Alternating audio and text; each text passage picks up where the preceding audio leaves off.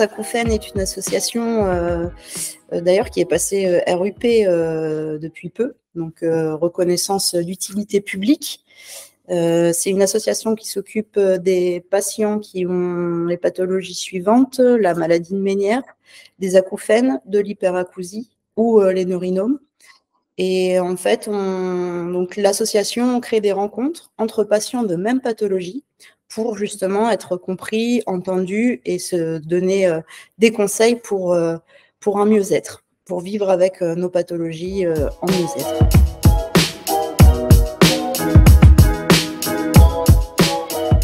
Ça fait quelques mois que je suis bénévole chez France Acouphènes, donc je reprends le secteur de Bordeaux et j'organise des groupes de parole, donc en présentiel, en visioconférence et également on a des permanences téléphoniques. Voilà, donc on répond aux gens en détresse. Voilà, et sinon après on fait également des salons, des conférences, voilà, il y a plein de la sensibilisation dans les écoles, aussi au niveau des concerts, de proposer des bouchons pour se protéger l'oreille. Voilà, il y a plein d'actions au final.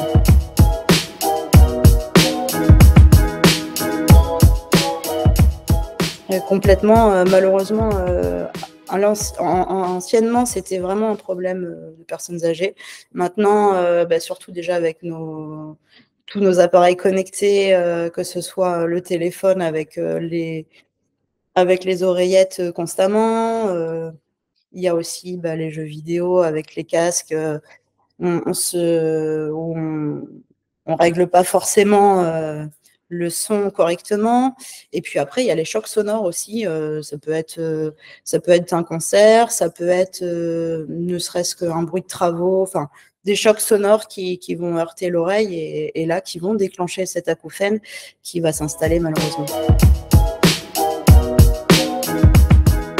Bien, faire de la sensibilisation sur le fait que notre oreille est un organe qui ne va pas se régénérer. Donc, si on l'atteint, justement, donc faut le préserver. Donc, sensibiliser surtout sur mettre des bouchons lorsqu'on est dans des endroits trop bruyants, comme les salles de concert, même les cinémas. Je trouve que dans les cinémas, des fois, c'est trop fort. Ce genre de choses et puis voilà, être aussi à l'écoute de si on a un acouphène ou un mal d'oreille ou quoi, ne pas attendre malgré que les rendez-vous d'ORL soient très longs à obtenir. Il faut absolument consulter et ne pas laisser traîner ce genre de choses. Alors malheureusement, il y a encore beaucoup de choses à faire de ce côté-là. Les prises en charge, par exemple, sur les problèmes d'audition, il faut avoir minimum 30% de perte d'audition pour pouvoir peut-être obtenir une reconnaissance. Ce qui concerne la maladie de Ménière, il n'y a pas de reconnaissance, il n'y a pas de... Voilà, il y a encore rien à l'heure actuelle. Je suis énormément de groupes de parole et du coup, j'arrive à avoir quelques témoignages de personnes qui se sont fait opérer des oreilles pour des problèmes d'audition ou autres et qui arrivent à obtenir un peu d'aide, mais c'est vraiment très minime et très rare.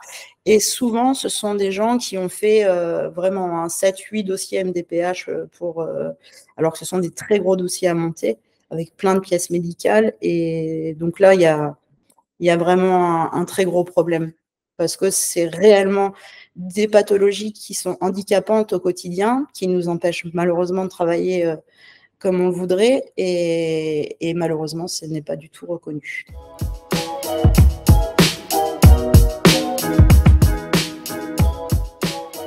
Mes conseils vont être surtout de consulter, vraiment de consulter, de ne pas attendre, de ne pas se dire bon, c'est pas grave, c'est l'âge ou c'est le stress, c'est ceci, c'est cela. Non, il faut absolument consulter, trouver des bonnes personnes. Donc, c'est là où il y a beaucoup d'organismes qui interviennent. C'est compliqué de trouver un bon ophtalmo, de trouver un bon ORL, de trouver pour les dispositifs d'audition également. Malheureusement, c'est difficile de trouver de trouver des bons. Donc, je pense qu'il faut faire ses propres recherches. Et si on ne trouve pas par soi-même, justement, voilà, faire appel à deuxième avis, ne pas hésiter à, en tout cas demander conseil. Voilà, c'est très, très important de ne pas rester, parce qu'on peut être très mal suivi. Malheureusement, on a beaucoup de témoignages de personnes, par exemple pour les acouphènes, qui sortent de rendez-vous et on leur dit, ben voilà, faut faire avec. Et ben non, il y a plein de solutions quand même. Peut-être pas de recettes miraculeuses qui vont vous les enlever complètement, mais il y a beaucoup de choses à faire pour les atténuer, ou du moins réussir à vivre bien avec. Donc, voilà, surtout ne pas rester dans le flou.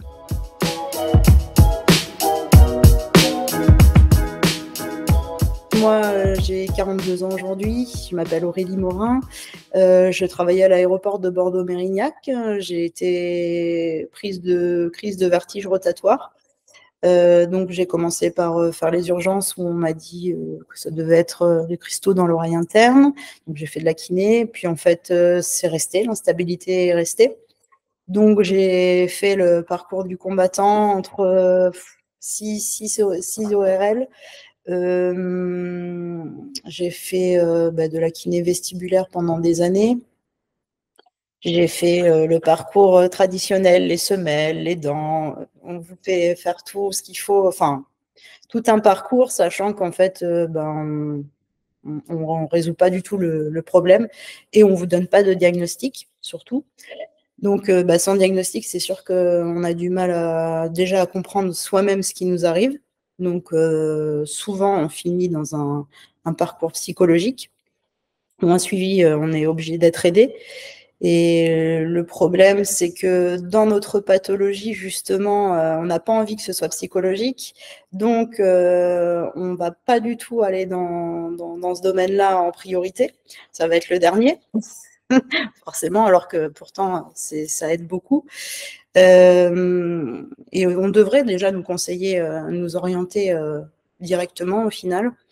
Après, le problème, c'est voilà, c'est d'ORL en ORL. Moi, j'ai eu une suspicion de carie, donc c'est une malformation au niveau du cervelet. Après, on m'a fait passer un IRM, j'ai eu une suspicion de sclérose en plaques. Voilà. Donc, on m'a laissé 2 mois, quelques mois, le temps de faire le deuxième IRM pour comparer, pour savoir si c'était ça ou non, voilà, dans le doute.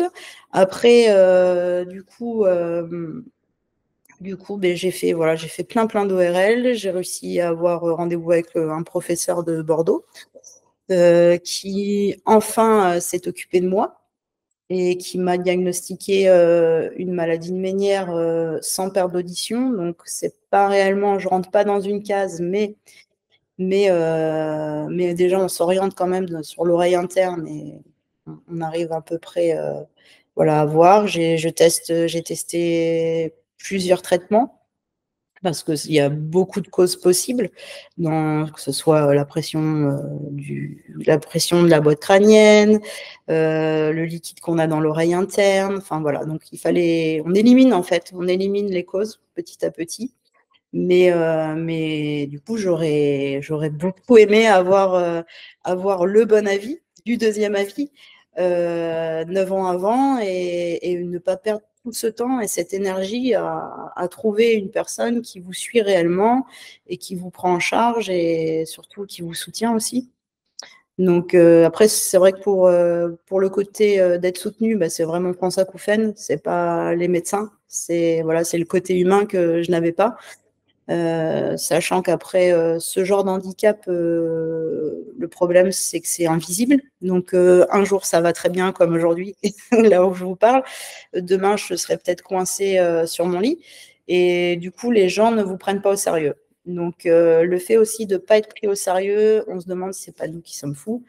Donc voilà, tout ça, c'est très long et c'est très épuisant et c'est pour ça que je conseille à tous de ne pas rester dès qu'on a un doute, même si c'est le médical et qu'on devrait avoir confiance en tout ce qui est médical.